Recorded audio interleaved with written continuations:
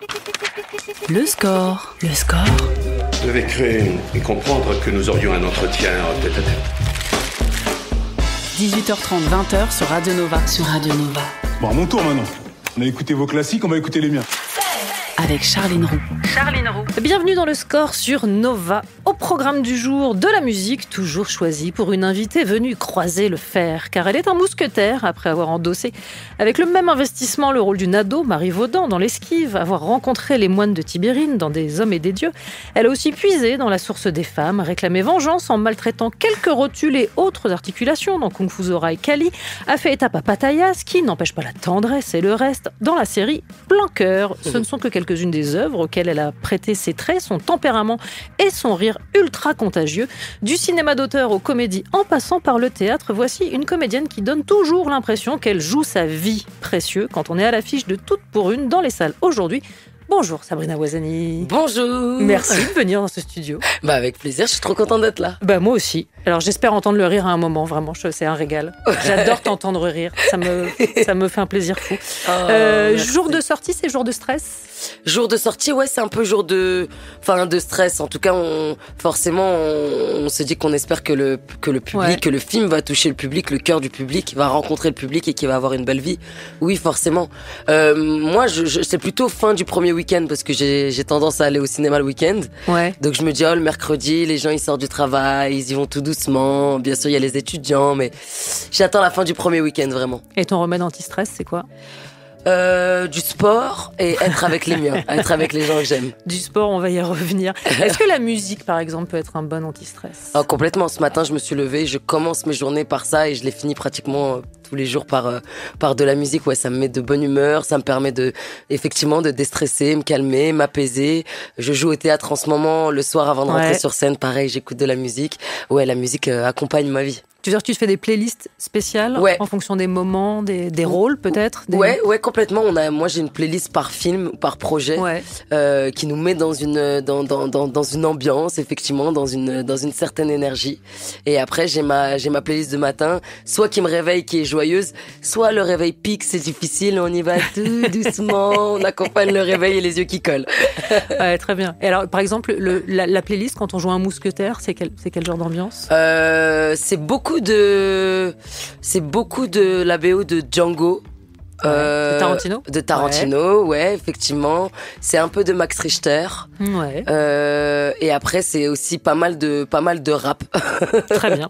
Pour débuter cette émission, j'ai choisi Lauryn Hill, puisque j'ai cru comprendre que... j'adore Lauryn, je suis fan, Lauryn. Ça commence avec Do Wop. Ouais. Le score sur Radio Nova. Lauryn Hill sur Nova, Do Wop, Lauryn Hill sur Nova et dans les playlists de Sabrina Ouazani, a priori.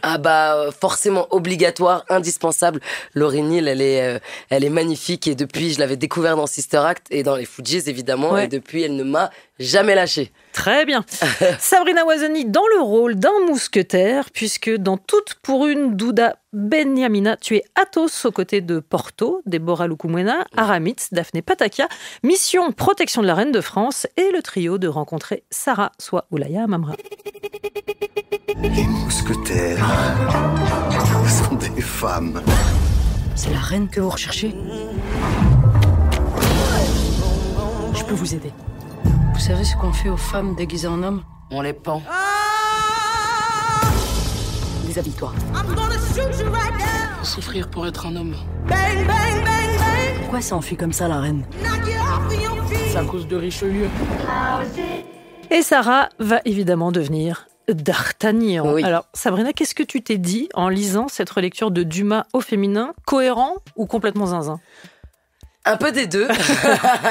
Un peu des deux. Moi, j'ai trouvé ça audacieux, en fait, de la part d'Ouda Benyamina. Et en même temps, ça m'a fait tout de suite rêver, quoi, un film de cap et d'épée, avec cette merveilleuse équipe, ces partenaires dingues. D'abord Déborah et Oulaya, que j'avais découvert dans Divine, le premier film d'Ouda Benyamina, et ensuite avec Daphné Patakia, qui était merveilleuse dans Benedetta, OVNI et d'autres films. Donc j'avais envie d'en être, j'avais envie de prendre une épée, j'avais envie d'endosser ce rôle. C'était un challenge fou, mais ouais, assez, j'allais dire couillu, audacieux. Ouais, bah ça marche là en l'occurrence. Aussi, ouais. Mais alors, l'engouement actuel pour ce que je vais appeler le Dumas-verse au cinéma, que ce soit Les Mousquetaires, Monte Cristo, tu le comprends comment, toi ?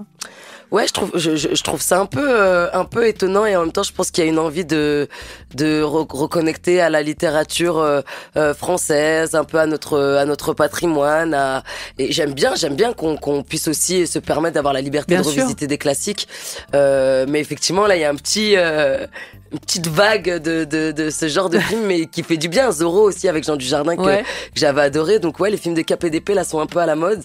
Nous, ça fait longtemps qu'on est sur le projet. Ouda, ça fait 5 ans qu'elle est sur le film. Nous, on a fait pratiquement, Oulaya et Déborah un peu plus longtemps que moi, mais j'ai fait 1 an et demi de prépa pratiquement en tout avec le tournage. Donc ouais, ça fait un moment qu'on l'attend, nous. Ton personnage, Athos, c'est le roc. Il est dur, il est méfiant, il est assez raide en ce qui concerne la discipline, avec un caractère que je qualifierais de tempétueux. L'inverse de ce que tu as l'air de dégager dans la vie, plutôt solaire, je dirais. Est-ce que tu sais pourquoi Ouda Benyamina a fini par te projeter dans ce rôle-là ? Non, c'est assez fou. Enfin, moi, je sais qu'elle m'a toujours dit que, effectivement, Athos, c'est quelqu'un de très entier, très paranoïaque, un peu méfiant, quelqu'un qui est dans le contrôle vachement. Ouais. Et moi, elle fait ce lien avec mon rapport à l'absolu, où effectivement, moi, je me donne à 100%. Je fais pas les choses à moitié quand j'aime non, mais c'est passionnément. Tu donnes toujours l'impression de jouer ta vie, en fait. Ouais. Et je trouve que c'est hyper. Ça transparaît à l'écran. Ah, c'est génial. Mais c'est vrai que je me sens tellement chanceuse, en fait. Ouais. Tellement chanceuse de faire ce que j'aime, de pouvoir faire ce métier, de pouvoir jouer. Le plateau de cinéma, c'est là aussi où je me sens à ma place, où je me sens vivante quand je joue. Donc effectivement, c'est des cadeaux qu'on me fait. Je travaille dur pour ça, donc je peux pas dire que juste on me tend la main et que je la prends. Je prends la main aussi, je la serre fort et je me dis ok, on part ensemble, on part pour une belle aventure et je vais tout donner, ouais, effectivement. Alors te voilà dans un double costume d'époque et costume de mec. Lequel est le plus confortable ? Costume de mec. Enfin, le petit truc entre les jambes qu'on se mettait quand même, c'est pas des plus agréables. Parce que vous l'avez vraiment fait. Parce qu'on l'a vraiment fait. On a demandé au costumière, enfin Ouda a demandé au costumière qu'on ait une sorte de faux zizi, un peu comme le personnage de Porto en crée un pour la transformation de d'Artagnan. Et c'était n'importe quoi parce que j'étais aux essais costumes et on me montrait mon faux pénis et je disais un peu plus gros, non ? Et puis elle me revenait 2 jours après comme ça, encore un peu plus gros, encore. Et au bout d'un moment, on m'a dit non mais Sabrina, ça n'existe pas une taille comme ça. Et j'étais là, mais qu'est-ce que je fais ? Je suis en train vraiment de comparer, de devenir un mec, de devenir un mec et de dire aux filles, vous pouvez me montrer vous les vôtres, elles sont comment ? Ok, c'est bon, j'ai la plus grosse. Et je suis là, ouah, je suis vraiment en train de faire ça, les comparer, les mesurer. C'est donc ça, messieurs, que vous faites. Mais en même temps, ce qui va assez bien avec le personnage d'Athos, dont on sent qu'il a besoin d'être le plus fort aussi. Ouais, il a cet ordre-là. Je crois qu'il a besoin. Il est le plus fort. Hein. Non, mais c'est vrai qu'il a besoin. C'est quelqu'un qui aime cette famille qu'il s'est créée. Elles ont toutes des passés très compliqués. Ouais. Donc effectivement, elles se sont réunies, elles se sont trouvées, quoi. Donc c'est à la vie, à la mort. Et donc Athos, est prêt à donner sa vie pour les autres. On continue de parler de Toutes pour une, à suivre aussi de la musique avec TLC. Ce sera juste après la pub. Le score sur Radio Nova. Nova. TLC sur Nova, No Scrubs. Et si j'ai choisi ce titre, en fait, c'est qu'on parle de Toutes pour une avec Sabrina Ouazani et qu'en fait, je ne connais pas un titre qui rassemble aussi vite des filles sur une piste de danse. Oui, c'est vrai. On entend No Scrubs, on est là, hey, c'est ma chanson, c'est toutes nos chansons, c'est nous. Allons-y. C'est vrai. Donc, on continue de parler du film d'Ouda Benyamina qui est dans les salles aujourd'hui, Toutes pour une.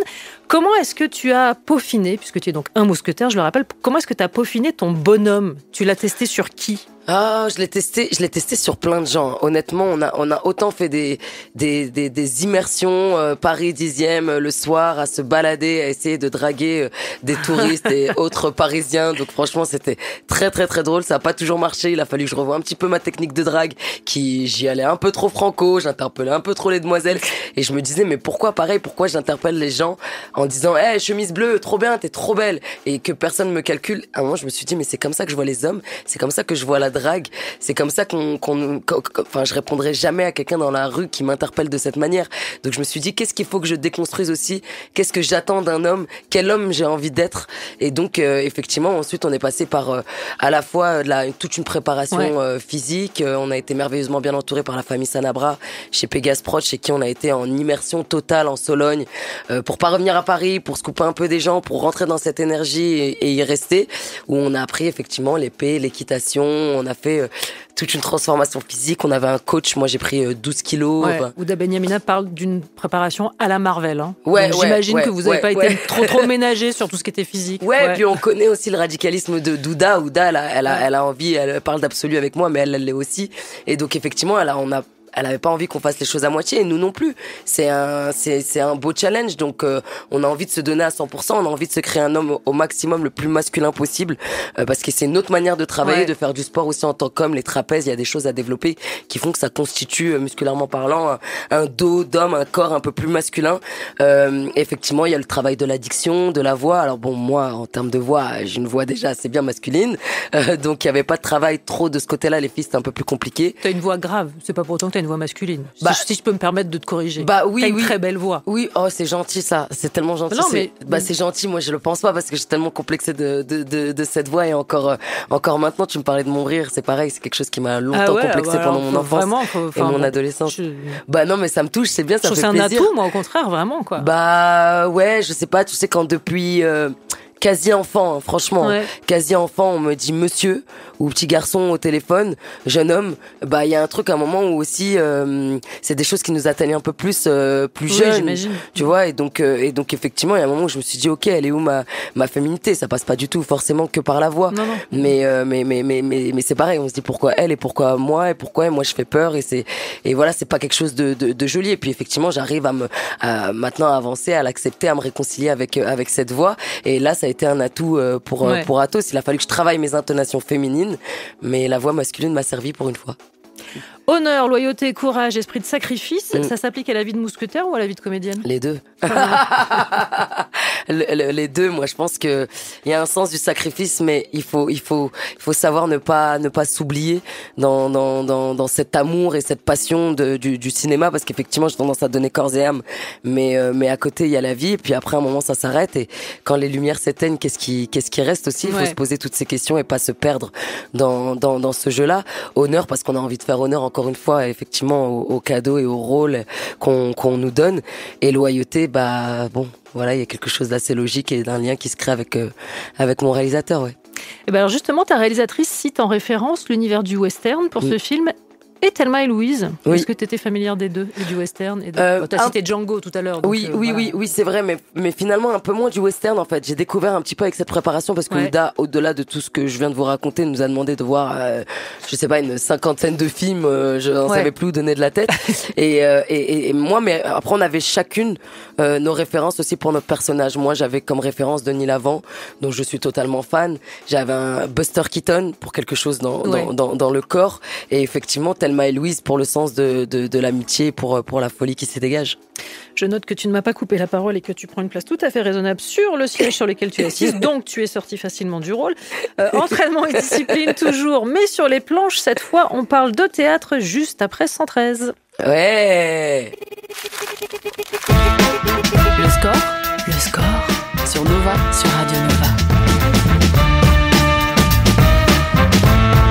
Avec Charline Roux. 113 fout la merde pour le plaisir, mais aussi parce que Rimka a performé lors de la cérémonie d'ouverture des Jeux Olympiques et que quelqu'un en ce studio a porté la flamme. Sabrina Ouazani. Oui, j'ai porté la flamme olympique. J'ai eu la chance de le faire en plus dans ma ville d'origine, j'ai envie de dire, La Courneuve, ville très très chère à mon cœur, où j'ai grandi, évolué, appris tellement de choses. Donc c'était une fierté de reparcourir ces quelques mètres, ces 200 mètres de rue que j'ai tant traversé, que j'ai dans mon enfance, dans mon adolescence, et puis de voir tous ces visages familiers. Les Courneuviens, c'est ma famille et ma vraie famille, ma maman, ma petite sœur qui était là j'étais tellement émue et si fière en fait d'en être et de faire ça, ouais. Alors ceci dit, avec ta condition physique, t'aurais pu la porter littéralement jusque Paris, hein, depuis le Courneuve, vraiment tranquille. Non, je veux... Sauf que tu sais quoi, vous allez me ralentir, laissez-moi. Poussez-vous, laissez-moi passer, je vais la donner directement à Zizou. Laissez-moi. Non, mais sauf qu'en plus, c'était drôle parce qu'effectivement, je fais du sport dans la vie et j'ai vachement couru. Fut un moment, j'ai fait le semi-marathon, pas mal de 10 km, semi-marathon à San Francisco.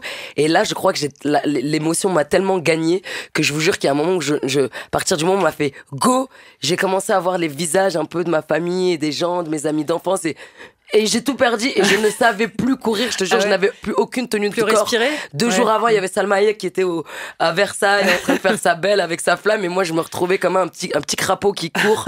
Je te jure, c'était ridicule, mais en même temps on en a ri après avec ma famille. Elle me dit mais qu'est-ce qui t'arrive, qu'est-ce que c'était que cette course-là? J'étais dans l'émotion. Changement de registre. Jusqu'au 14 février, tu es Hermia dans Le Songe d'une nuit d'été au Théâtre de la Ville, mise en scène d'Emmanuel de Marcy-Motta, aux côtés notamment d'Élodie Bouchez. Oui. Du Shakespeare. Tiens. T'as une histoire, un trauma avec Shakespeare. Ouais, effectivement. C'est une histoire tellement folle.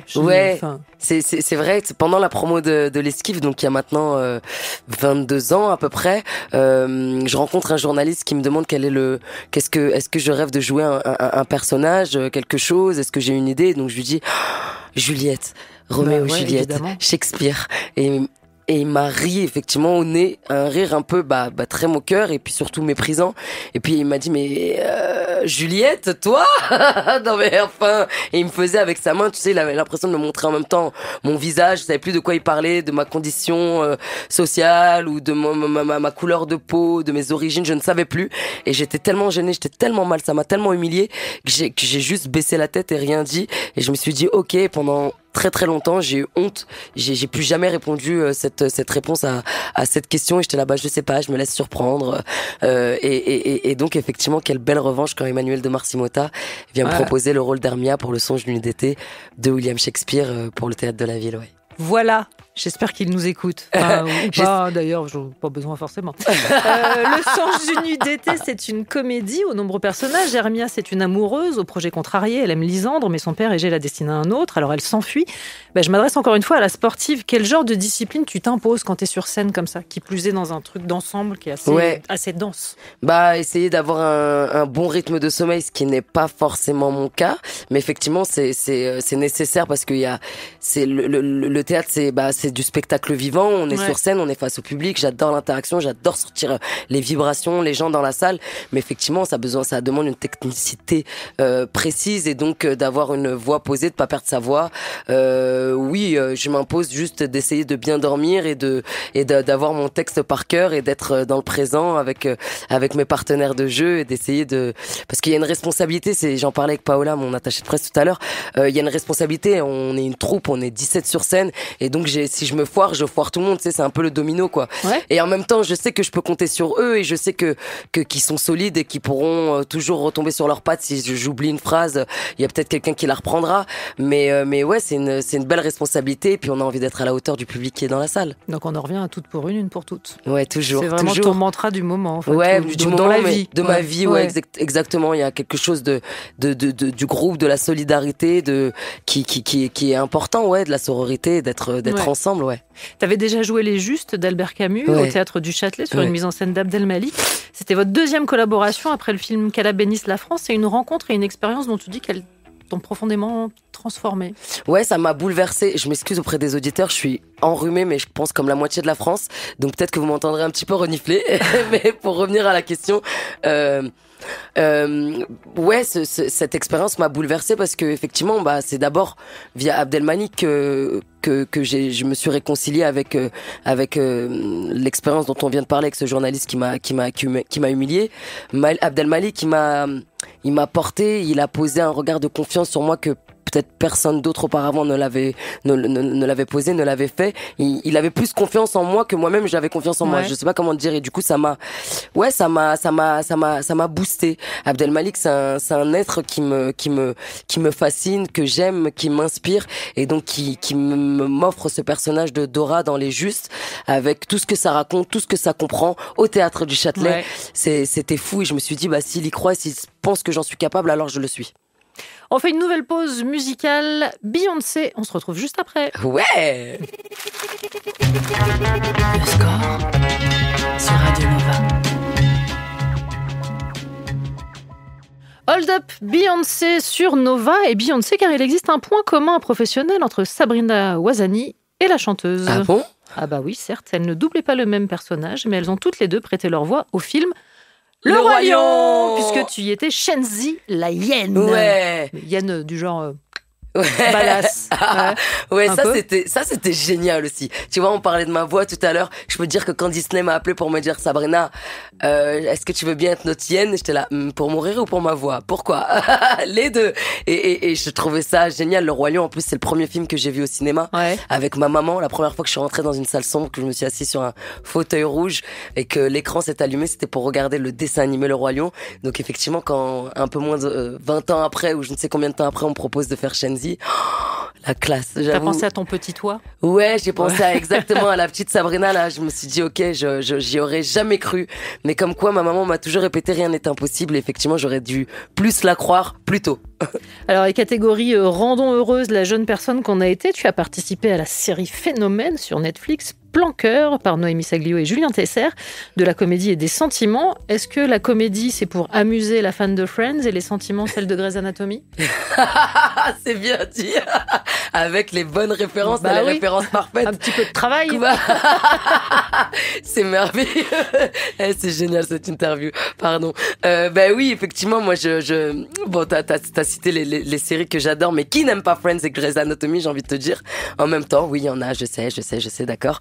Ouais, et la comédie, moi, ça m'a toujours pendant très très longtemps, j'ai été dans du cinéma d'auteur, qui est mon cinéma de prédilection, que j'aime vraiment et qui mon cinéma de cœur. Et puis petit à petit, je suis allée vers la comédie, ça m'a amusé. J'ai commencé d'abord par Amour sur place ou emporté, que j'ai joué au théâtre du gymnase. Et puis je pense que d'être dans la salle et d'entendre le public rire, ça a réveillé quelque chose en moi et je me suis dit ouais, pourquoi pas, et ça aussi, et c'est trop bon. Et je me suis dit mais moi, dans mon quotidien, dans mon train-train quotidien, parfois un peu avec la grisaille parisienne, et la morosité ambiante, bah j'ai envie de regarder un peu un film divertissant, une série, enfin j'ai envie de rire quoi. Et je me suis dit si je peux offrir cette parenthèse dans la vie des gens qui leur fait sortir un petit peu de leurs problèmes et de leurs petits bobos, et bah pourquoi pas. Et donc ensuite effectivement j'ai eu la chance d'interpréter Charlotte dans Plan Cœur. Je me suis éclatée. Enfin, la comédie est un genre noble, hein. Faut pas. C'est totalement un genre noble. Pas... C'est juste que moi, naturellement, j'étais pas attirée par ça. Moi, je pourrais vous en citer plein des comédies que j'ai aimées, Les Visiteurs, Le Paris, Les Inconnus, Les Trois Frères. J'en ai mille évidemment. Mais après moi, c'est pas de là d'où je viens. C'est pas ma nature. Enfin, je crois que dans la vie, je rigole beaucoup effectivement. mais au cinéma, j'ai pas commencé par ça. C'était pas mon chemin. Et puis voilà, dans le cinéma, on nous met facilement, on nous colle facilement une étiquette, on nous met dans des cases et donc c'est difficile d'en sortir.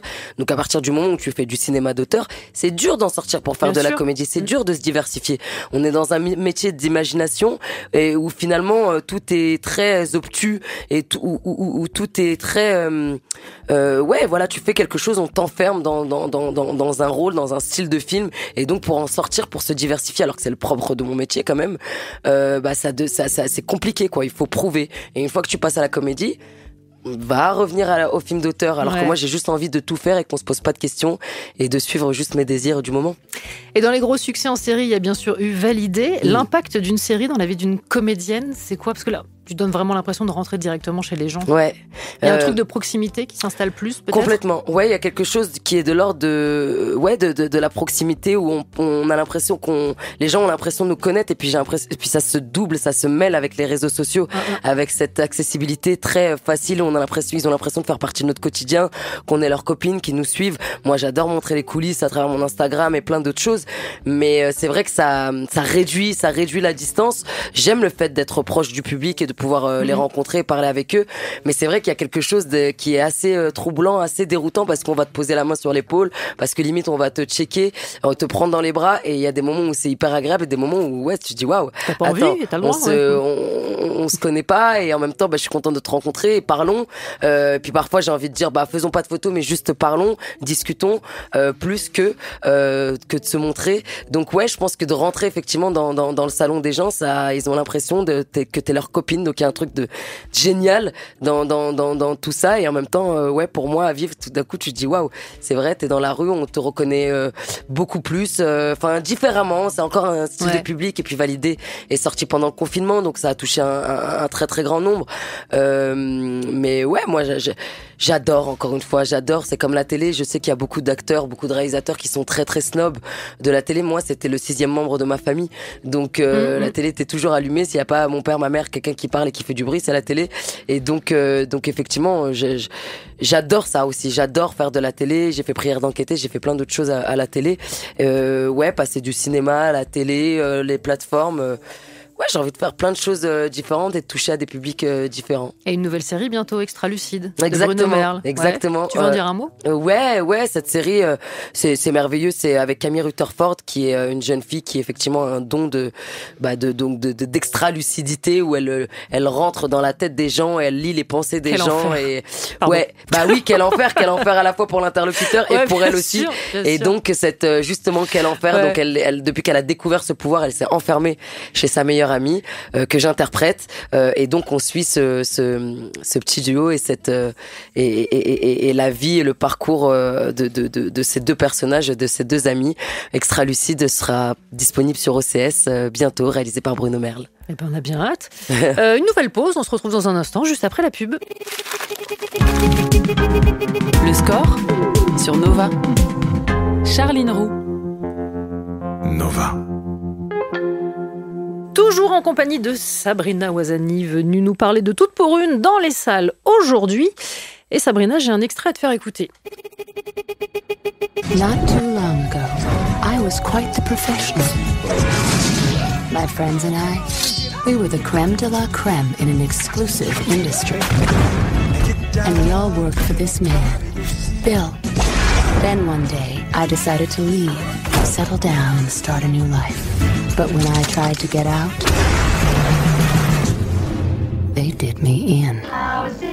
La mariée soit Béatrix Kiddo dans Kill Bill, puisque j'ai cru comprendre que tu avais une petite passion pour Kill Bill. Mais oui, c'est ça, je me disais, mais en attends. particulier, et Tarantino en général. Ouais, Tarantino, j'adore. Je suis fan de Tarantino, de son travail. Et puis effectivement, j'ai pas du tout la prétention de m'approcher de ces actrices, mais effectivement, Kill Bill, Uma Thurman m'a servi d'inspiration et d'exemple pour le film Kung Fu Zora de Mabrouk El Meshri. Enfin, je pourrais citer tous ces films Tarantino. Je crois qu'il y en a pas un que j'aime pas. C'est un cinéaste que j'aime, qui me passionne et qui m'interpelle, pour pas redire me fascine encore une fois, mais donc la mariée dans Kill Bill, génialissime.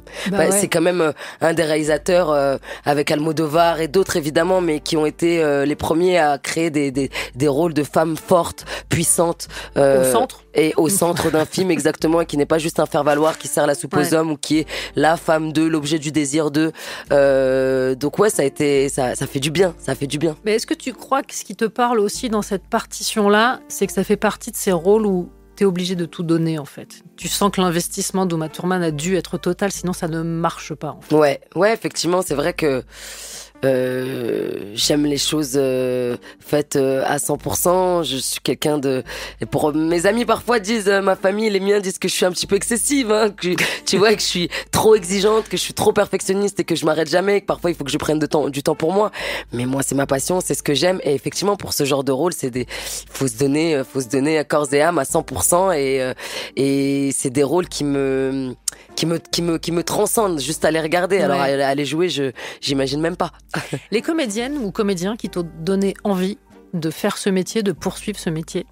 On m'a parlé d'Elizabeth Taylor. Ouais, c'est vrai. J'aime beaucoup Elizabeth Taylor. C'est une actrice que je trouve sublime, mais que je trouve aussi un peu désinvolte, insolente parfois, et par sa beauté, et par ce qu'elle est. Et puis après, moi, il faut que je cite Samina Seri dans Taxi, parce que ça a été aussi une des premières personnes à qui j'ai pu m'identifier, moi, en tant que jeune femme maghrébine. Et donc, dans Taxi, le rôle de Daniel, c'est un personnage fou, libre, drôle, et à la fois intense. Et donc effectivement ça me parle, ça m'a parlé, donc ça m'a ça m'éclate, quoi. Ça m'éclate. Et tout de suite, je me suis dit, j'ai aussi envie de faire ça. J'ai aussi envie d'être Elizabeth Taylor et lui. On peut mixer les deux? Ouais. Un truc de représentation et de tempérament, en fait, dans tous les choix que tu fais. Ouais, c'est vrai. Dans le portrait que te consacre le journal Libération, tu dis rêver de films d'horreur. Est-ce que Coralie Farget et Julia Ducournau ont eu le même mot? Non, j'aimerais bien. C'est vraiment un genre que t'aimerais explorer? Ouais, en fait, quand j'étais petite ou plus jeune, il y avait, je sais plus, c'était le Jeudi Noir, je crois, sur Canal+. En tout cas, il y avait un soir dans la semaine où Canal+ passait un film d'horreur. Ouais. Et ma mère a toujours aimé les films d'horreur. Elle a transmis ça à ma petite sœur Sarah et moi-même. Et donc, on s'y collait une fois par semaine. Et donc, j'ai découvert des films d'horreur très très jeune. L'Exorciste qui m'a évidemment qui m'a marqué. Ouais, Orange Mécanique de Kubrick qui m'a traumatisé, on peut se le dire même. Mais ça, je l'ai pas regardé avec ma mère, je l'ai regardé un peu plus tard quand je venais de faire l'esquive et je voulais faire la nana du cinéma qui s'y intéresse et j'ai fait, non, c'est ça le cinéma qu'on me dit de regarder et plus jamais. et donc j'adore ça, j'adore les films d'horreur, je vais encore au cinéma pour voir les films d'horreur parce que je trouve que c'est une expérience à voir et quand on est plein dans la salle, dans le noir, il y a une énergie, il y a un truc qui te prend et qu'on partage et qui passe dans la salle qui est assez folle. Et donc, film d'horreur, ouais, j'aimerais trop en faire un. Alors, j'ai lu que tu avais déjà un scénar écrit, prêt. Ouais. Tu vas le réaliser? Ouais. Ça y est, c'est déjà en chantier?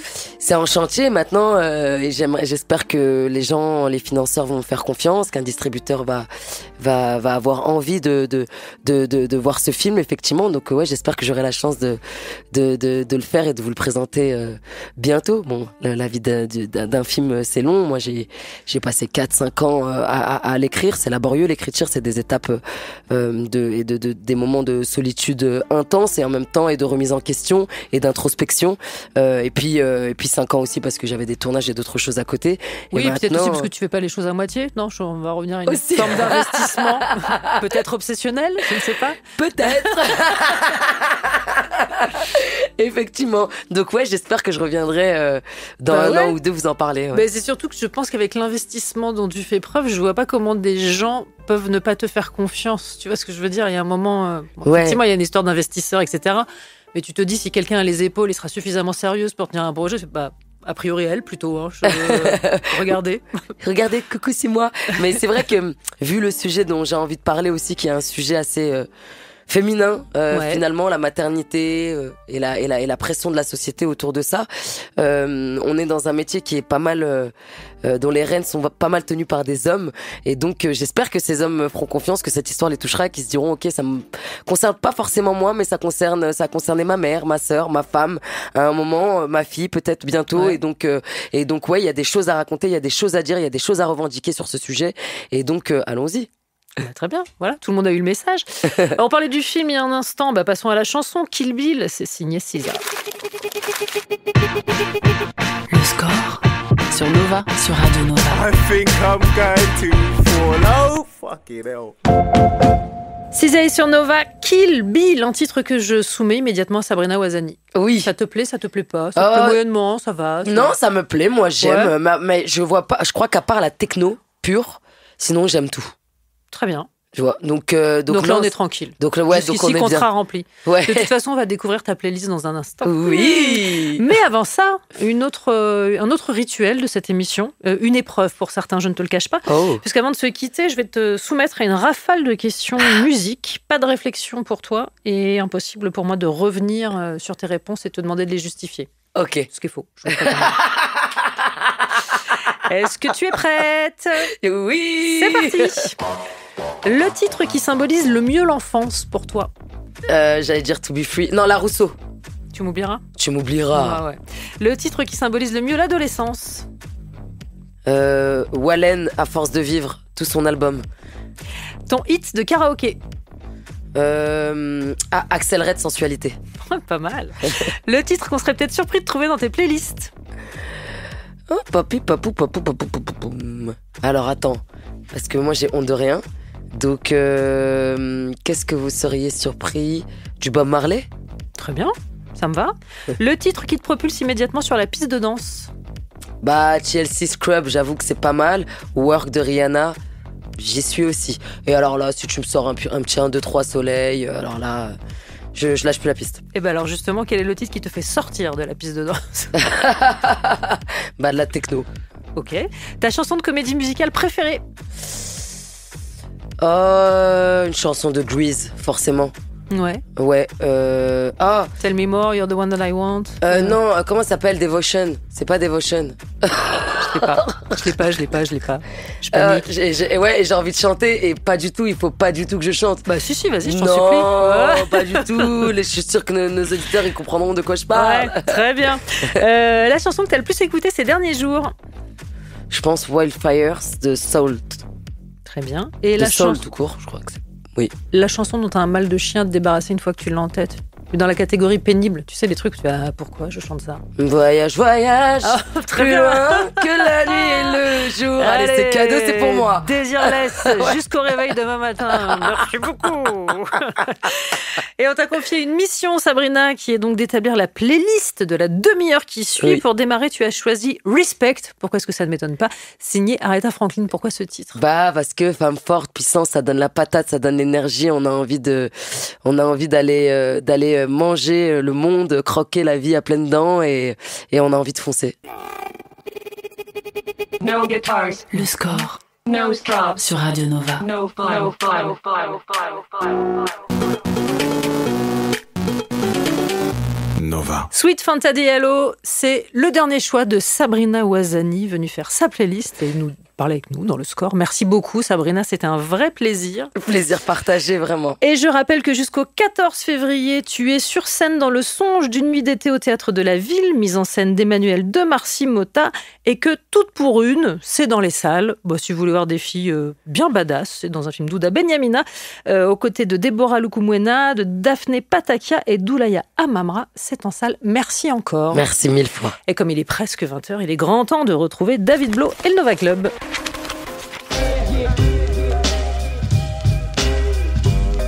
Le score sur Radio Nova. À retrouver en podcast sur nova.fr.